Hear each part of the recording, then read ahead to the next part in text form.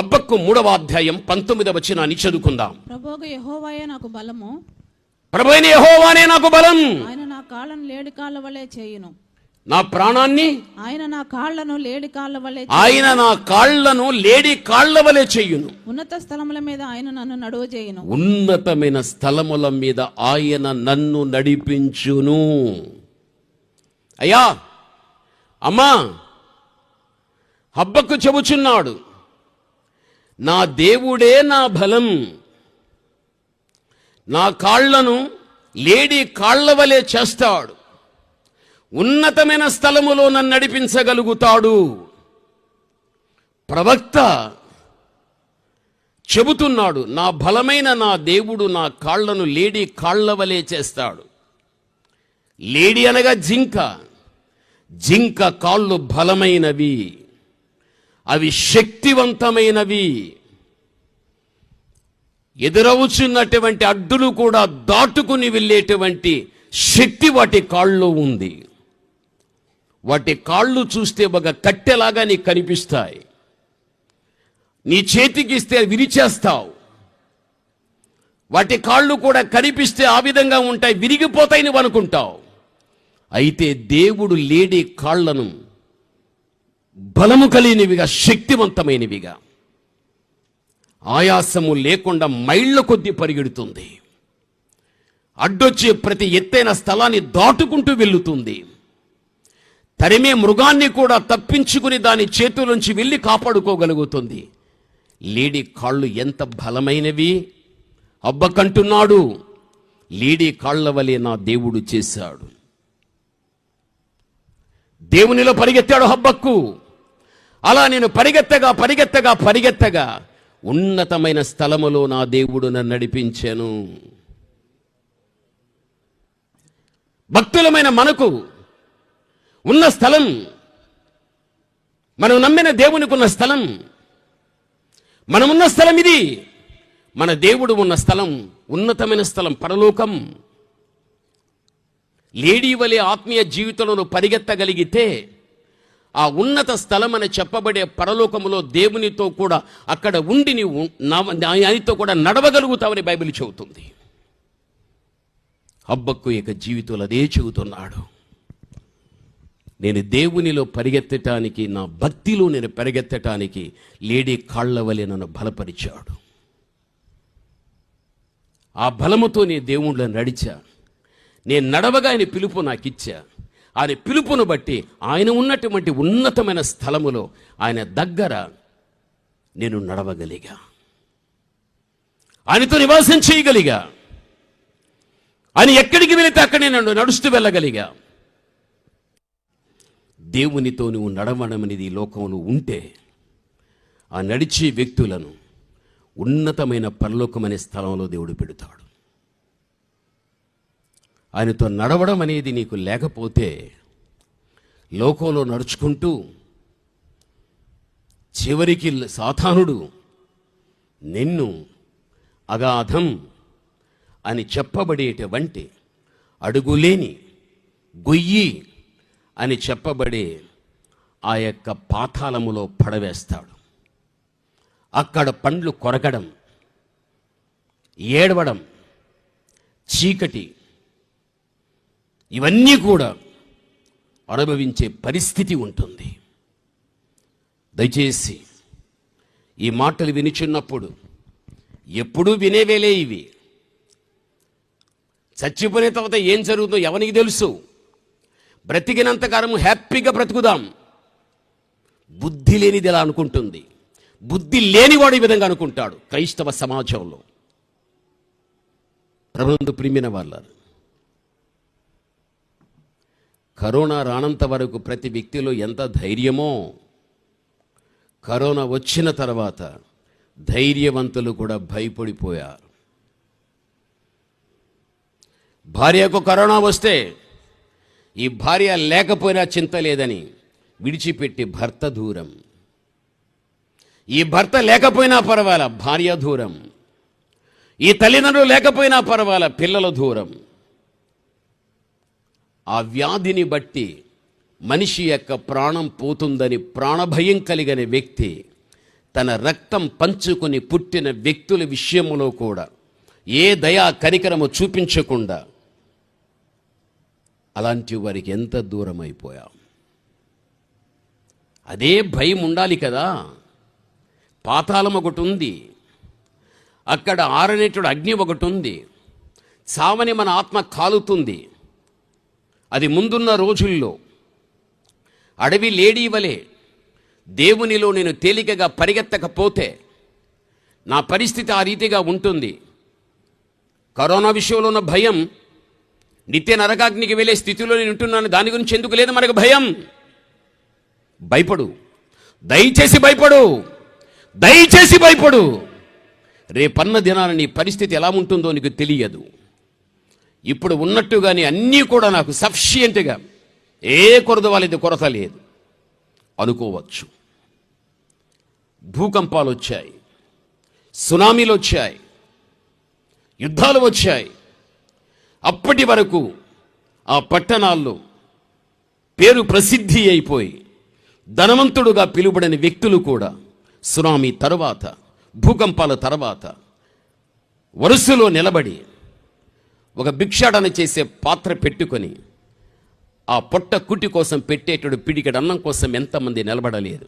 పూర్వకాలములో నిండటి వరకు ధనవంతుడే, మరునాటి దినమందు భిక్షగాడైపోయాడు. దయచేసి భయం కలిగి బ్రతుకుదాం, భయం కలిగి బ్రతుకుదాం. నేను మళ్ళీ చెబుతున్నా, భయం కలిగి బ్రతుకుదాం. అది ఉంటే నీ యొక్క ఆత్మీయ పరుగు ఆగదు, ఆగదు. ఈరోజు నువ్వు ఆలోచించు, ఆగిపోయిన రోజులు ఉన్నాయా? ఆగకుండా సాగేటువంటి రోజులు ఉన్నాయా? నీ దేవుడు అంటున్నాడు, నేను ఇర్రి, నేను దుప్పి, నేను లేడి, నా వేగం అంతటిది. మొదటి రాకైనా రెండవ రాకడలైనా కొండల్లాంటి ఆటంకాలు ఎన్ని వచ్చినా దాటుకుంటూ వచ్చేస్తున్నా. ఈరోజు నీ ఆత్మీయ జీవితంలో అడ్డు ఆటంకాలు ఎన్ని వచ్చినా యేసయ్య నీలాగా నేను వీటిని దాటుకుంటూ వచ్చేస్తున్నా. నువ్వు రా, నేను వస్తా. ఆయన వేగం నీ వేగాన్ని పెంచుకుంటే ఎంత త్వరగా ఇద్దరు ఒకటై కలిసిపోతారో.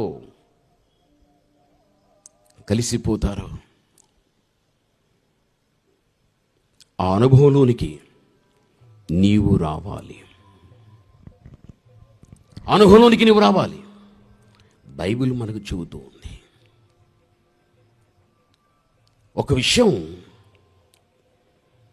సంఖ్యాకాండం 11వ అధ్యాయం 14-15 వచనాలు నువ్వు చూడు ఒకసారి. ఈ సమస్త ప్రజలు ఒంటిగా మోయడము నా వలన కాదు, అది నేను భరింపలేనటువంటి భారము. నీవు నాకిట్లు చేయదలిచిన ఎడల నన్ను చంపుము. నా మీద నీ కటాక్షం వచ్చిన ఎడల నేను నా బాధను చూడకుండునట్లు నన్ను చంపుము.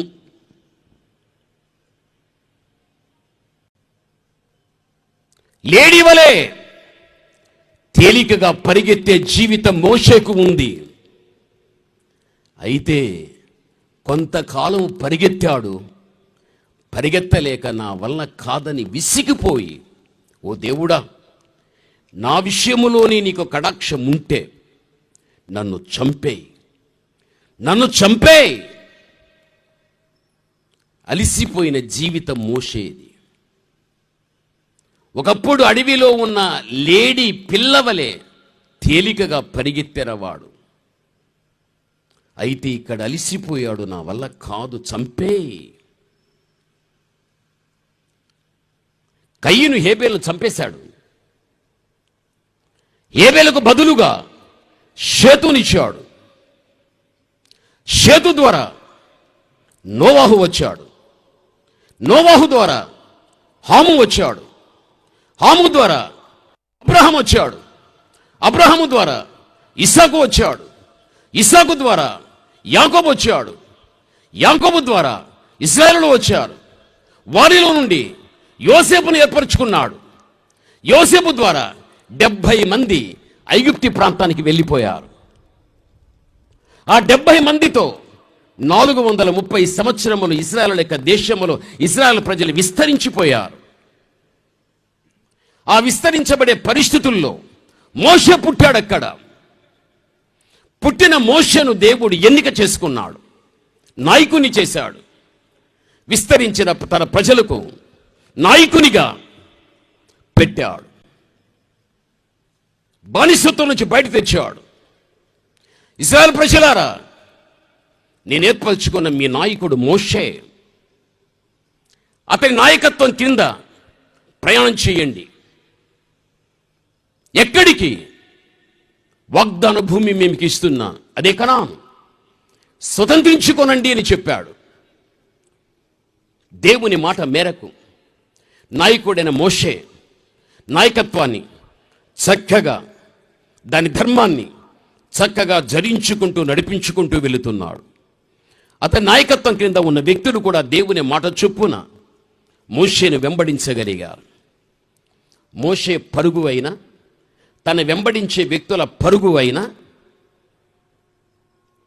అడవిలోని లేడీ ఎంత తేలికగా వేగవంతంగా పరిగెడుతుందో అలా ఐగుప్తి నుండి పరిగెడుతూ వెళ్ళిపోతూ ఉన్నారు. వీరు పరుగు ఎంత మంచిగా ఉందని మనం అనుకుంటాం. అయితే ప్రయాణము సాగిపోను ఆగిపోతూ వచ్చేసాది.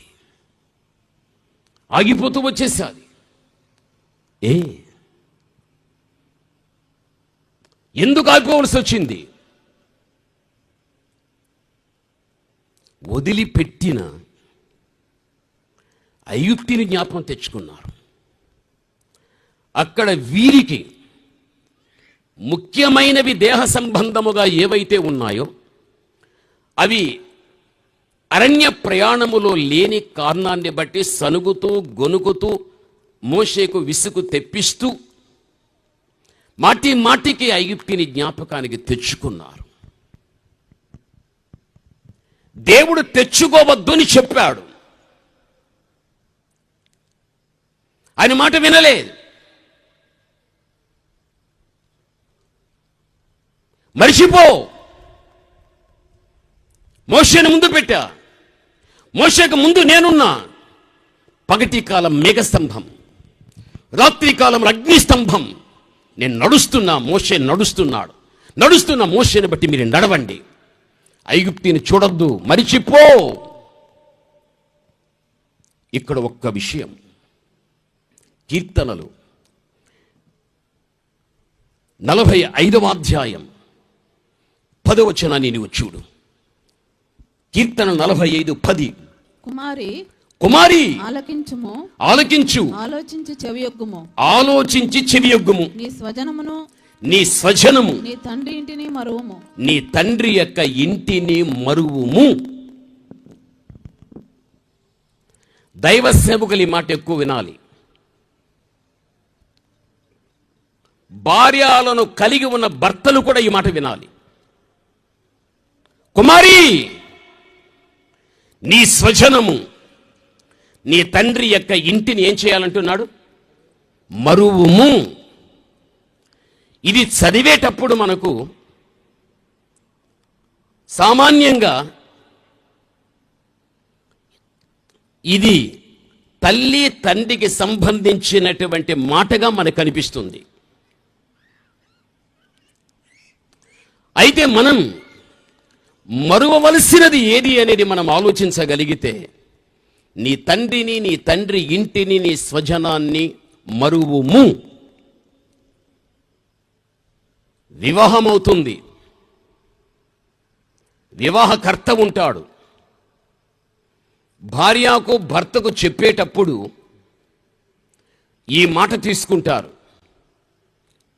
అమ్మా, నీ తల్లి తండ్రి దగ్గర నువ్వు పెరిగావు, వివాహ వయసు వచ్చింది, భార్యగా నీ ఒక భర్తను పొందుకున్నావు, అతనికి నీ ఇవ్వబడుతున్నావు. ఇంకా నీ తండ్రి ఇంటిని మరచిపో, నీ స్వజనాన్ని మరచిపో. సమస్తము నీ భర్తే. ఇలా చెప్పేవారికి వాక్య అవగాహన లేదు. వాక్య అవగాహన లే.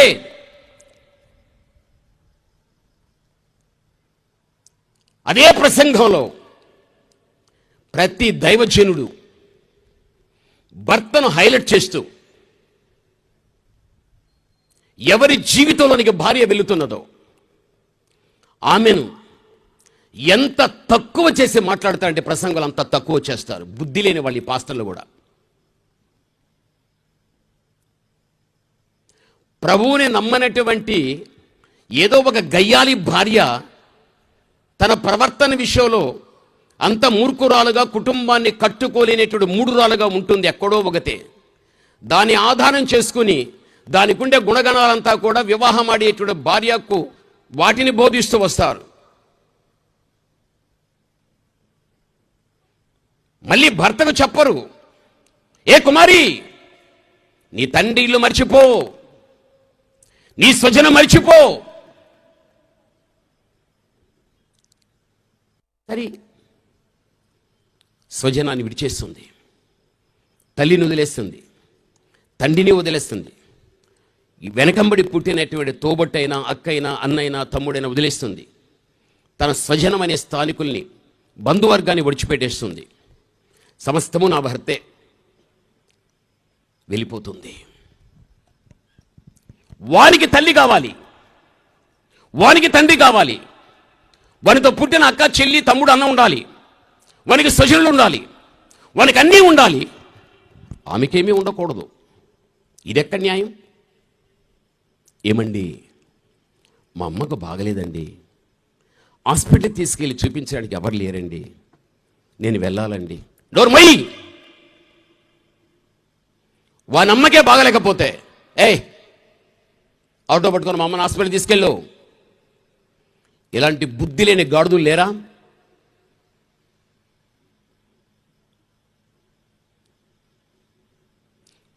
వాళ్ళమ్మకు ఒక న్యాయం, వీనికి ఒక న్యాయం. పాస్టర్ ఏం చెప్పాడు పెండ్లి రోజు? నీ తండ్రి ఇంటిని విడిచిపెట్టే అనలేదా?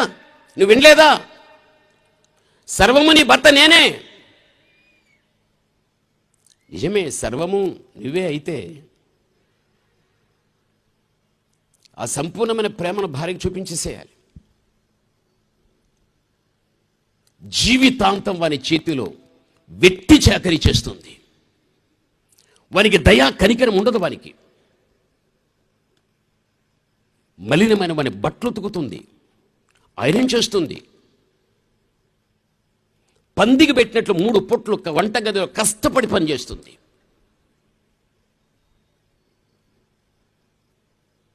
వానికి బాగా లేదంటే మంచం మీద పడింటే వాడిని మోసుకొని ఎత్తుకుని పోతుంది హాస్పిటల్కు. ఎన్ని రాత్రులు మేలుకుంటుందో, ఏమవుతుందని ఎంత తన ప్రాణం తల్లడిల్లిపోతుందో, పిల్లల విషయంలో ఎంత కష్టపడుతుందో. ఇలా ఒక్కొక్కటి చెప్పుకుంటూ వెళ్ళితే ఎన్నో. ఆ భార్య ఆ భర్తలకు ఆమెకు దేవత, ఆమెకు దేవత. ఏమండి, సంవత్సరం అయిందండి, అమ్మా నాన్న చూసి పంపించండి. లేదండి మా అమ్మా నాన్న రావాలని అనుకుంటున్నారండి. వాళ్ళు ఎందుకు వచ్చేది? నువ్వెందుకు పోయేది? నోరు మూసుకొని ఉండు, ప్రసంగం వినలా? నీ తండ్రి ఇంటిని విడువము, నీ స్వజనాన్ని విడిచిపెట్టి వినలా ప్రసంగం? పాస్టర్ గారు చెప్పరా? చేస్తా, ఇప్పుడే ఫోన్ చేస్తా పాస్టర్ గారికి.